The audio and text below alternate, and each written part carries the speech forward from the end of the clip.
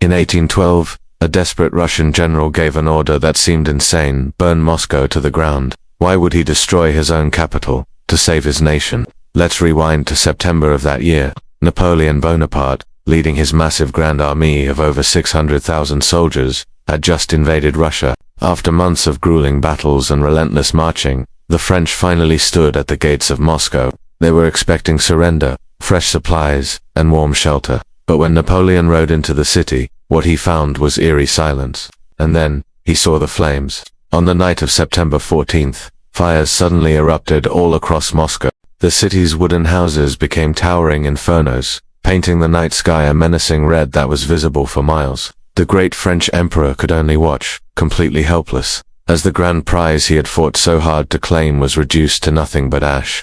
But here's the shocking truth. These fires were no accident. They were meticulously planned, and the mastermind behind this audacious act was none other than General Mikhail Kutuzov, the commander of the entire Russian army. Kutuzov was a brilliant strategist. He knew his outnumbered and exhausted forces stood no chance against Napoleon in a direct head-on battle, so he made a choice that put strategy far above pride. He ordered a complete evacuation of the city, moving out every last bit of food and supplies. He left behind only a small, covert group of Russian agents with a single, devastating mission. The moment the French army entered Moscow, set it ablaze. Napoleon waited for a surrender that would never arrive. His starving soldiers found no food, no warmth, and certainly no allies in the empty, burning streets. And then, the infamous Russian winter began to set in. Temperatures plummeted far below freezing. Horses, vital for transport and cavalry, began to die in droves. Men starved. Vicious diseases swept through the French ranks. The once invincible Grand Armée, over 500,000 strong, started to completely disintegrate.